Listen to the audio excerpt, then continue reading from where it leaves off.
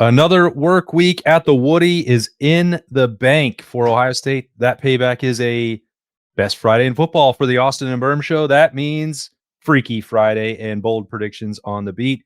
And for everybody, that means a trip to the Horseshoe on Saturday night. Can't wait to be there for UCLA at Ohio State, 7:30 p.m. on NBC. It's been a busy week, Birm. Yeah, it's good. It's funny, it's one of the things I really want. Ryan Day's talked about a number of times just about how different college football is, but I don't know that we've ever really picked his brain and said, how much of an adjustment is it for you as a coach, as a coaching staff, to know that we're now in the third weekend of November, and you could potentially have 7 games left after this? How crazy is that for you to understand, and how much has that really shifted the way coaches around the country coach? And we know Ohio State has adapted better than most when we look at the pace of play and all of the stuff that Ryan Day has done with load management and, making sure guys get proper rest and all that stuff. But I don't know that a lot of other schools are adapting at that level. And I wonder why Ohio State was so far ahead of it. But it's November the 13th as we record this on Thursday afternoon. And we have 2+ months of football left, hopefully. And it feels like every week's getting longer and more arduous, but it's all building up to something pretty special in Columbus. So good for us. I mean, it's a good question, and I think it would be a lengthy, extensive answer. But one facet of it is that Ohio State is positioned in a way that 95% of the college football programs in the country, they cannot load manage. They're trying to qualify for the playoff. They can't take any games off. Ohio State has a built-in margin for error that it is currently. Maybe it'll stay that way forever under Ryan Day, and with private equity coming into the league, who knows? I mean, there's a lot of other pathways that could go down, but the job is unique for Ryan Day to manage this, because it is not like anyone else in the Big Ten really is afforded that same luxury that Ryan Day and the Buckeyes are, which is that they might be able to play a bunch of different players on Saturday night against the Bruins. Right, it's fluctuating as we sit here right now between 31.5 and 32.5. The Buckeyes are favored by against UCLA. Birm, a total 47.5. So as we do every week on Bold Predictions, we start with our updated score predictions and a total. This is not qualified gambling advice. It's just where we would put our own money. Yeah. What did I say on Monday at the live show? I don't know. That's why it's an updated number. I said 56-13. I have believed that this is a game where Ohio State, I think UCLA, despite the fact that they are pretty reliant on Nico extending drives and stuff with his legs, I think that they're a team that is going to go either 3 and out or score quick in this game if they have an opportunity. And I don't anticipate they'll get many opportunities to score, but Nico does provide some unique challenges. Talking to people at the Woody Hayes on Wednesday night, the term I was told about him was that he was a bleeping problem. We've seen Ohio State pay deference to different players throughout the year and give different respect to guys for what they do. I think Nico Amelava is going to give them an opportunity to have some fun on Saturday night. I don't know. UCLA likes to turn the ball over. They get sacked a lot. They do a lot of things that are very counterproductive for an offense. But I think as long as the weather holds up, and right now we're saying PM potential for rainstorms late in the evening, 10 to 20 mile an hour wind gusts. If that happens, it changes things. But I think Ohio State's going to cover the 31.5. So let's just let's knock that 56-13 down to 45-10. Ohio State. This number is huge. It scares me a little bit, if I'm being honest, and not because I think Ohio State is in any danger of losing this game, because they're not. But I think back just 6 days ago to Ross-Ade Stadium in Purdue and the way Ohio State managed that, which was a big brother holding a little brother at arm's length and be like, hey, you can keep swinging your arms. It's cute. It's adorable, but you're never going to hit me. And they can put a bunch of different guys out there. They can tinker with the personnel. I called it a scrimmage. It certainly felt like one where the scoreboard didn't matter, and which was also why Purdue turned it off as soon as that game was over. That's just, over 4 touchdowns to cover for a team that is not disinterested in losing, but certainly not disinterested in winning, not bored by it, but doesn't care all that much about style points, doesn't care at all about it or running up the score. It makes me a little bit hesitant to think that Ohio State and Ryan Day are dramatically going to shift their own tempo or what they have emphasized throughout the course of this year. Now that the finish line is actually creeping into sight, and by that I don't necessarily mean, as you said, 7 games from now, a national championship, but going to the Big House in 2 weeks and then potentially playing for a Big Ten championship after that. So I don't know that they'll abandon that. I know that it's distinctly possible that they could ramp it up and increase the urgency heading into this stretch, but I don't know that that will actually happen against UCLA. So I am now at 38-7, Birm, and maybe the Buckeyes have a tendency to prove me wrong a lot. And I'd be fine if they did, and they'd make this a game where I can post first thoughts on Letterman Row by the end of halftime, but I don't know that that's going to happen. So that's a not a cover and an under for you. Here's the thing that I think might be a little bit different. Ohio State is intimately aware of the fact that these opportunities for a night game in November at Ohio Stadium are rare. I think that provides a little bit of juice. I think that adds a little bit of juice to the crowd, which gets the players a little more amped up and pumped up. I think that they're going to come out swinging and try to knock UCLA out early. If you look at the best teams UCLA has played this year, Utah beat them 43-10. Penn State scored 42 points on them, despite the fact that 37 in the loss. Indiana beat them 56-6. Nebraska put up 28 points on them last week with a backup quarterback. Even UNLV scored 30. New Mexico scored 35. If Ohio State just doesn't turn the ball over, I think that they trip and fall to 45 points in this game. I don't think that there's a world where Ohio State doesn't score the over under by themselves in this game if they don't if they don't give the ball back, if they don't stumble on their own feet. So I just don't think UCLA has the ability to stop them defensively at all. So if the weather's a mitigating factor, we'll see. But there's nothing that UCLA does defensively that can limit what Ohio State can do offensively. And that's the case with or without Carnell too. Yeah. I just feel like Ohio State will continue to limit itself with the pace of play. We'll see. There's only one way to find out, which will be Saturday night. And there are certainly factors that lend to your argument that this will be an easy cover, potentially an over for Ohio State by itself, which is that UCLA is 17th in the Big Ten in scoring offense and 17th in the Big Ten in scoring defense. That is pretty bad. So I did say, Birm, and I forgot to mention this to you earlier in the week, that we were going to double back and take one mailbag question before we got into our bold predictions on Friday. And this one came from Steve. He's out in Napa, California, big Buckeyes fan, and he wanted to know if we think the coaching staff at this point of the year, we've talked so much about the offensive line, if they would consider moving Carson Hinsman to right guard and starting Josh Padilla at center, or is Carson Hinsman a candidate for the Remington and they don't want to mess with that? Or again, maybe it's too late to voluntarily move Padilla to such an important position. There's another factor to that, which is Josh Padilla's health. But I also think that the answer to me is no, because there was a head-to-head competition at center throughout training camp and last year, and Carson Hinsman proved that he was the best guy for Ohio State in the middle of the offensive line. He's gotten better, in my opinion. Is anybody perfect on Ohio State's offensive line or at any position? I think the answer to that is always no. The issues are always there. But Carson Hinsman, I think, is going to win the Remington. And if you're trying to, the other factor, then if you're moving Carson Hinsman to guard because of everything we've talked about with Tegra Shabola to get Josh Padilla at center, Julian Sayin is still a first-year starting quarterback. So you'd be dealing with a lot of inexperience at both of those positions with the battery. So I don't think that is a possibility. And also Josh Padilla, it doesn't look like he's going to be healthy enough to play on Saturday night. So it's a little bit of a non-starter, and I think it has been a non-starter dating back to training camp.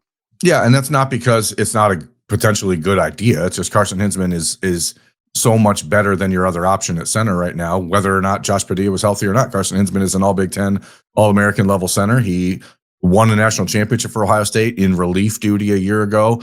Has done all the right things. He's your Iron Buckeye. I don't think knock on wood here on my office desk, my studio desk.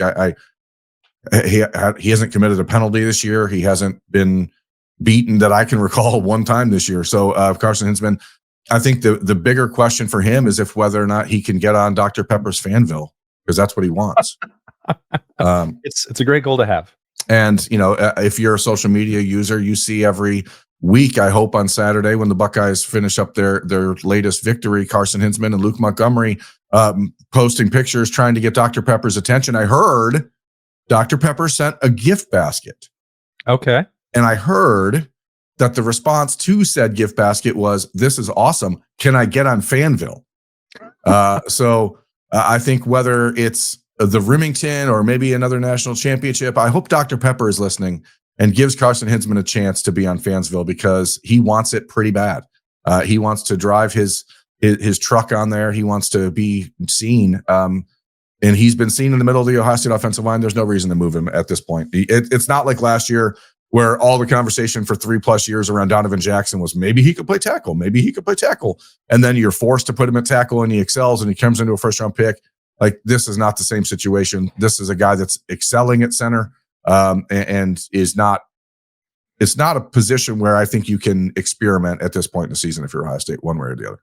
No, probably not, but definitely appreciate that question. We have seen Jake Cook taking backup reps at center, learning the position a little bit as the Josh Padilla to right guard thing has happened. So that I don't even know that. I think that's a more pressing situation because if Josh Padilla is out on Saturday night, you're going to have a backup center, and that is not him right now. So that's, I think, a more pressing concern. Agreed. All right, but thanks for the question. If you want to send one of those in next week or anytime, that is the Austin and Birm Show at gmail.com. We sincerely appreciate those messages. And with all of that said, it is now finally time to get in some bold predictions. Here we go. Where do you want to start? You're first. You're first. Okay. Yeah, sorry. I'm first. I'm first. I go first. Here's the thing about UCLA. I don't think they're very good. But also, there's so many different ways that they've been losing games this year. Indiana, and that's, of course, the game I'm going to go back to a number of times as we talk about what to expect from Ohio State. UCLA had to go to Bloomington. They got beat 56-6. But Indiana did it on the ground with 262 rushing yards in that game, including, 5.6 yards a carry. Heisman favorite, Heisman front runner, Heisman all everything. Fernando Mendoza had 168 yards passing in that game for 3 touchdowns in an interception. I believe whether or not Carnell Tate is healthy and available, which we don't know at this point, I believe that Jeremiah Smith, the audition for more and more of him and more opportunities for him to catch the ball, regardless of whether or not he's being double teamed. As Julian saying gets more confident, he gets into these heat check moments. Like, you just throw it up to Jeremiah. UCLA's receiver or defensive backs are not going to be able to run with him very long. And Jeremiah, I think what's interesting this year is the Buckeyes have been so content using him in the hitch game and little stuff and getting those 9-10 yard catches. He's, it seems like every week he's breaking a new personal record for catches. I think this week is a big one for Jeremiah. I think against Indiana, Fernando Mendoza completed 15 passes for Indiana against UCLA. I think Jeremiah Smith is going to have 15 catches this week. For 200+ yards and 3 touchdowns. So I think five more catches than he's ever had in a game in his career. Yeah, I just feel like it's prime time. Ohio State's in prime time. They've been waiting for this opportunity. People are going to watch because the ESPN, ABC thing, there's not a lot of other options for people around the country who maybe even aren't Ohio State or UCLA fans. And the opportunity to watch Jeremiah and Julian in prime time for people that haven't seen him, I just think this is a weekend is, again, as long as weather holds up, that I think you almost force feed Jeremiah a little bit. And I think he's going to break his new, set a new personal best for 15 catches, 200 yards, 3 touchdowns. And this is the weekend Jeremiah Smith wins the Heisman. Oh my. Okay. I mean, because all those stats will also go for Julian Sayin, who is the actual betting favorite to win the Heisman right now. Yeah, but one of them is going to be like a little 8-yard hitch that turns into a 70-yard touchdown run for Jeremiah. It's going to be Jeremiah moments on Saturday, and I think that you've seen him be patient this year. You've seen him really kind of work to get open. You've seen now the deep shots starting to finally connect with him, like they were with Carnell earlier in the year. The confidence from Julian to put it down there. And this is a game where you can take some shots against the UCLA defense because, again, they're going to go 3 and out, or they're going to have most of their possessions. So I just think Ohio State can take some shots. Weather permitting, big day for Jeremiah Smith. I'm not sure that the weather can actually stop Jeremiah Smith anyway. Only the Earth's yellow sun powers him, so we don't know anything else. That's a great point. So it's tough to really follow up a bold prediction where you're saying Jeremiah Smith is good. Yep, I know. I really went out on a limb, and I apologize for putting everyone in that position where they had to feel so uncomfortable. I'm uncomfortable because I don't like 2 quarterback systems. I don't like red zone packages with quarterbacks, but I'm just going to have to come to grips with the fact that Ryan Day really liked what he saw from Lincoln Kienholz last week, and it scored and it works. So who am I to argue with that? But there's another element of why I think it will be used again on Saturday against UCLA, which is to put on film that Lincoln Kienholz can throw if you put him in those situations. So Slant King? Slant King, jump pass, anything, play action, throw out to a tight end. I'm not really sure. I'm not going to drill down on it because I haven't seen that particular page in the playbook. But I do believe that after what Ohio State used last week, which is Lincoln Kienholz following C.J. Donaldson into the end zone on power rush scheme, this week maybe it will be a play action again, but then rolling out and flipping one out. I guess I should drill down, and he'll throw to Bennett Christian for a touchdown. How about that? Lincoln Kienholz is going to throw for a touchdown in the red zone. It will be in that wild Lincoln package, and it will be done primarily to give more for Michigan, Indiana, or anyone in the playoffs something else to prepare for. Whether that actually gets used again at that point is up for debate, but it'll be something that they have to account for. I don't hate it. Obviously, I think that there's a desire. Lincoln, again, is just another one of those guys that's done all the right things. He's acted the right way. He's humbled himself, and he's the backup quarterback, and you want to give that guy a chance to show what he can do. I mean, again, Ohio State knows the odds of Lincoln Kienholz being on this roster next year are pretty low at this point, you'd have to think. And I think that there is a respect that he's earned that says, hey, let's put him out there. I envision a scenario if the game goes the way I think in that 45-10 range, where I think Lincoln can play a lot of snaps in this second half, late third quarter into the fourth. And so I think there's going to be opportunities for him to do things outside of that, the Lincoln Kienholz, the wild Lincoln, or whatever we want to call it, hot rod Lincoln. Let's call it a hot rod Lincoln. You got a hot rod Lincoln, and then you've got Lambo, and we're just trying to find all of the different vehicles we can put into the Ohio State backfield garage. So I like Lincoln in this game to do some stuff, but I'm going to tell you what, the touchdown pass he's going to throw is not to Bennett Christian. Oh. It's to young Nathan Roberts, because we've never had a Nate game in November at Ohio State this late in the season. And it's a Nate game. A Nate game is what you're calling it? It's a primetime Nate game at Ohio State. We're really butchering it this week because I called it Nico at night earlier this week. It's fine. It's whatever you want to call it. Here's the deal. It's pretty clear that Keaton and Bailey and the Buckeyes were trying to get Nate Roberts a touchdown at Purdue. It is pretty clear.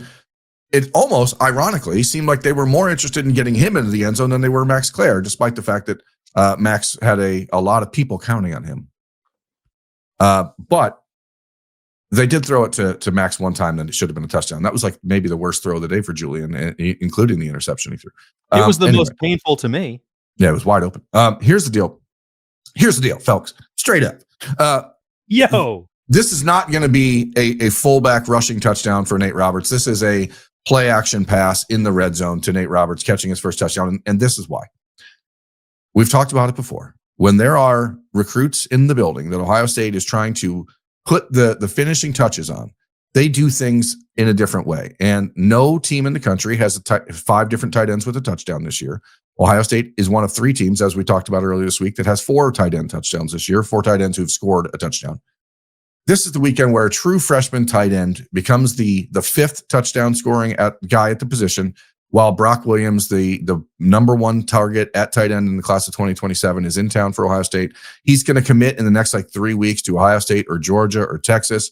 This is when the Buckeyes are going to say, you are going to get to play here no matter what as a freshman, as long as you can do the things that Nate can do. We're going to find a way to use you. I think Keenan Bailey is going to make that a priority this week. I think Brian Hartline will do his best to make sure that occurs as well. And whether it's the little play action leak that they tried to get him the ball out at the 10-yard line that he fell on Saturday, or whether it's the more expected thing that we've seen with Bennett Christian in the red zone against Wisconsin or whoever that was against. All these games are running together. Penn State. Penn State, Illinois, who cares? It's all the same.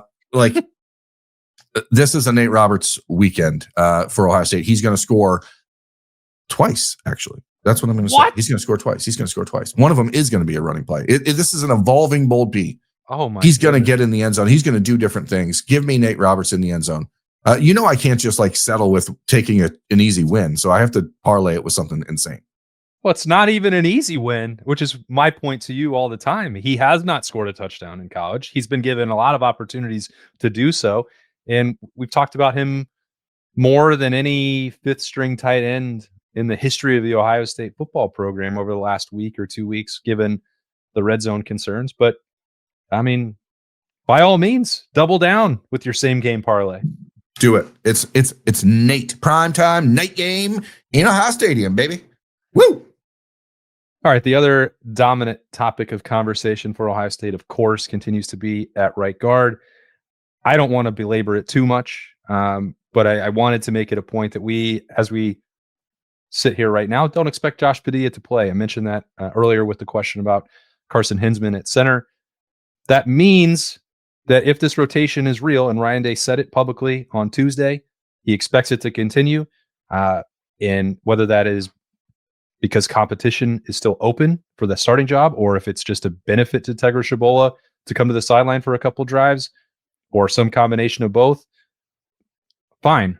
That's what we're going to see. But I think Ethan Onyanwa is still on this upswing. There's been a notion that this was a huge miss for Ohio State in the transfer portal. And certainly if you're going to pay as much as I believe that they did to land him and keep him out of the NFL draft where he was considering going after his last season at Rice, we thought he was going to be starting at left tackle. He didn't do that. He didn't win the starting job at right tackle. Philip Daniels took that. Then you have competition at right guard, and he wasn't able to supplant Tegra Shabola at any point in the first 9 games on a full-time basis. But I don't think that any of the tools that NFL scouts were enamored by disappeared. I don't think there's a problem with the work ethic for Ethan Onyanwa. We see him as the last offensive lineman off the field pretty much every Wednesday. I thought the reps that he's been getting, even going back to the first month of the season, were pretty encouraging, and they were, again, off the bench against Purdue. So my point is, I think once Ethan Onyanwa gets on the field, which I fully expect him to do, Ohio State's going to score 2 touchdowns with Ethan Onyanwa at right guard and win the PFF grades, as much as they might be inconsistent or meaningless to some. I think when they're posted, Ethan Onyanwa's grade on Saturday against UCLA will be higher than Tegra Shabola's. Okay. I mean, I like it. It's the first time we've ever set a precedent that we're going to go back to PFF grades after a game, but now we've done it. I don't want to, but I'm trying to find a way to account for it, and I thought it might be too easy. As you said, UCLA's defense stinks. They're 17th in the Big Ten in points allowed. So they could accidentally score 2 touchdowns with Ethan Onyanwa out there, and he could have not contributed to that. So I wanted to account for that in some form or fashion that was not based on the eye test from you or me. Yeah, here's the deal. I really don't know that they're going to be able to do a whole lot defensively. Their leading sack guy on UCLA's team has 1.5 sacks in 8 games. Is that good? It's not, actually. It's not good. They're a team that's not going to be able to get a lot of pressure on Ohio State unless Ohio State allows them to. I think it's an opportunity for Ethan to make a big step up, and I actually think this is an opportunity for Gabe Van Sickle to improve over what he did a week ago. It was kind of hot and cold for him in his first real playing time at Ohio State. Struggled in the pass protect game, which is what you'd expect from a guy who didn't really have to do a lot of that in high school, but showed a lot in the run game, especially like the pulling situations where he can get out and use his athleticism. My expectation is 50% of the snaps for Tegra Shabola and then 25% of the snaps for both Ethan Onyanwa and Gabe Van Sickle, provided that Josh Padilla can't play. So I don't know exactly how much of a fair representation we're going to get of the effort from those two. But I do think it's obviously important that Ohio State continues to keep rotating here it's not being done just for fun. So hopefully we see Tegra Shabola play an elevated game from what he did a week ago, and that you don't have to see these guys on the field. But this is what's coming for Ohio State as they continue to try to find the best lineup and put the best guys out there, the guys that grade out as champions every week at every position. So it's not been what Tegra's done. So it's been 3 weeks since Kaden Curry had a sack, by the way, and that's got to stop. So it probably will, won't it? Yeah, and here's the situation with him in Ohio State, and we know, and you wrote about it at Letterman Row on Wednesday, like there's going to be a concerted effort by Ohio State to box in Nico Iamaleava and not let him get out of the pocket, not let him extend plays with his legs. And I think you're going to see a guy like Kaden Curry capitalize on that. There were a couple moments in the Purdue game where Ryan Brown was back in the pocket for a little bit longer than he would have liked, and then you saw Kaden trigger to try to go get him. But Nico is a guy that I think is really comfortable holding onto the ball a long time before trying to get past the line of scrimmage. And I think that lends to a guy like Kaden Curry having a big day, just like it did a year ago with Dylan Gabriel in the Rose Bowl for Cody Simon and other guys that were blitzing him. Once you get a quarterback that feels like, hey, I can make things happen. And Nico is not short on confidence in any way, shape, or form. So I think that sets up nicely for guys like Kaden to make some plays. And I'm going to give him 2 sacks this weekend and 2 other tackles for loss. Because I think it's time for the Buckeyes defensive ends. Although I do not expect that they will be doing a lot of straight up dog pass rushing in this game. I think that it's just the patience of Kaden Curry, the willingness to wait your turn, the willingness to wait until Nico runs into you is where he's going to excel in this game. And I think Caden's going to have 2 sacks and take him to 9 for the season as he continues to make his push to be this team's sack leader for the season. I like that. Should be plenty of opportunities, especially because football is always in Nico's hands, and he is a one-man band for UCLA. But I was inspired by your selection and your belief that Jeremiah Smith is good at football, and I feel the same way about Caleb Downs. He had 7 tackles in the first round of the college football playoff last year. That was against Tennessee, but also Nico Iamaleava, and I think he's going to top that. I think it's going to be a 10 tackle performance for Caleb Downs as he runs around, and maybe that's spy stuff, maybe that's blitz stuff. I think Matt Patricia, the X factor for this particular game is letting someone with Caleb's skill set be a problem for the quarterback. We've seen it, as we mentioned, with the caging from the defensive line, whether it's Arvell Reese or Sonny Styles, both having different ways that they can be used and deployed to slow down a quarterback. I think there's another way that can be done in Matt Patricia's arsenal, encyclopedic defensive knowledge, and that will be with his sharpest defensive IQ mind, which is Caleb Downs. And I think that's going to lend itself to those 10 tackles, but also an interception. He nearly had one last week, wound up just being an assisted deflection to Jermaine Matthews. Football is going to be in Caleb Downs' hands. And some of that stuff that Justin Zwick mentioned on Monday, and we've referenced a couple times throughout this week, Berm, about the seam stuff. There's been, I don't know, it's difficult for me to think like, well, Caleb Downs was out of position, but at least one of them against Purdue was like, that's weird. I thought that would have been a play that Caleb Downs would have made. So I don't know. And I'd love to sit down and watch some film with Matt Patricia and see how and why that, if this is just a product of the schemes that they're using, you have to have some weakness. Every defense does. How are you going to attack them? But if teams have figured that that's a way that they should go at Ohio State, I'm very confident that Matt Patricia has a solution to that and would spring it on people who think that that's what they should do. And Caleb Downs is the ultimate X factor for that. Maybe even he just told Caleb to let Purdue complete a throw in the seam last week so that they could set up UCLA to try it this week and get him a pick 6. That wouldn't surprise me in the slightest, because that would actually surprise me. No, I don't think so. It's 4D chess, and Matt Patricia is an aeronautics engineer. I assume that's what he plays. I wonder, what's interesting about Caleb is, as good as he is at everything, we've never really seen Ohio State use him as like a blitzer.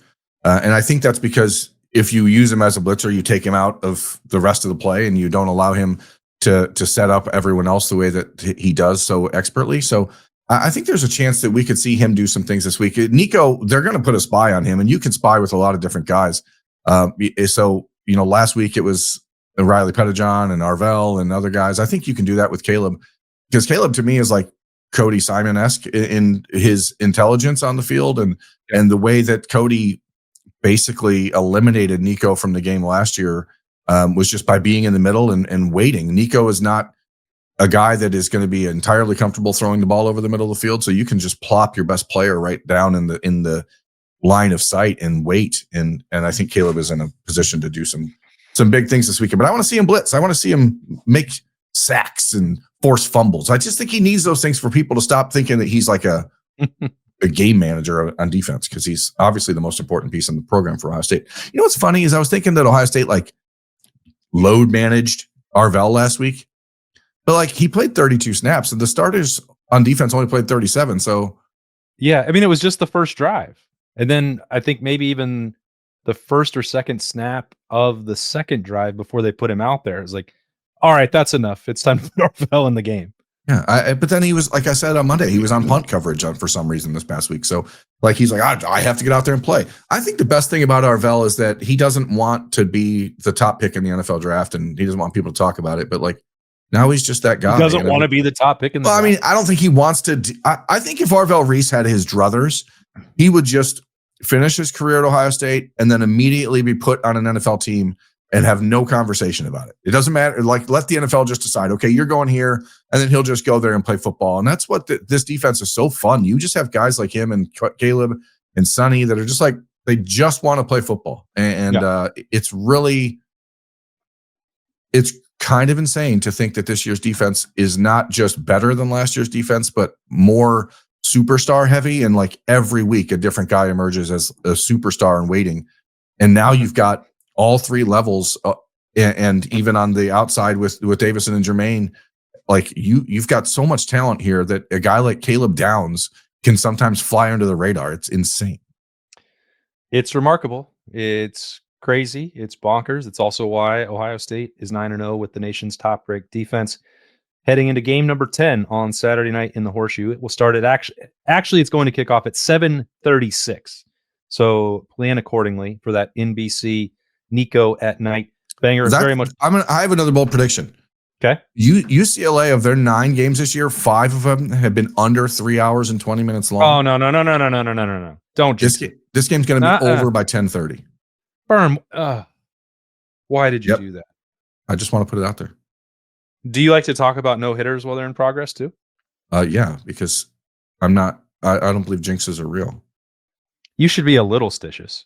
I mean, I'm a lot of stitious, but I don't believe in jinxes. I don't believe that an announcer or me has any impact on the time of a game. You just learned last week how influential you are with the weather. And look how the weather turned out at West Lafayette. It was BEA beautiful. It was absolutely gorge. And also, I want to make sure that I respond. Tony McLeod, who sent us an email last weekend, made the trip to West Lafayette at our suggestion with his family. Tony, we hope you enjoyed your first Ohio State road game. And, we want more people to send in photos. Tell us how your experience was at Ohio Stadium this weekend. That's what we want to know at the Austin and Birm Show at gmail.com. Give us some insight into what made this night game at Ohio Stadium awesome for you. Can you do that, America? I think. Straight up, America. Straight up, America. Did you have a good time or not? Spit the truth. I'm ready to go have a good time in the Horseshoe. We will be there several hours before kickoff and watching warm-ups and talking about the availability report on the pregame keys. You can get that. Should be an interesting availability report as I continue to interrupt you like a clown. You just don't want this episode to end, do you? I really don't. I don't know, man. It's so, sometimes it's just nice to talk ball with a friend, you know? Oh, well, I'm glad that you consider me one after all this time working with me. You finally made it. You're on the list. I'm going to cry. Pre-game keys with my friend Birm will be a couple hours before kickoff. So 5:30, I think you should be looking for that on 97.1 The Fan, 10 TV Plus. And then afterwards, into the wee hours of the evening, we will have Snap Judgments and the Notebook, as always. From game number 10, Buckeyes, UCLA. Can't wait to see you all there. For Birm, I'm Austin. Thanks for joining us on this Freaky Friday edition of The Beat, bold prediction style. We'll see you in the Horseshoe.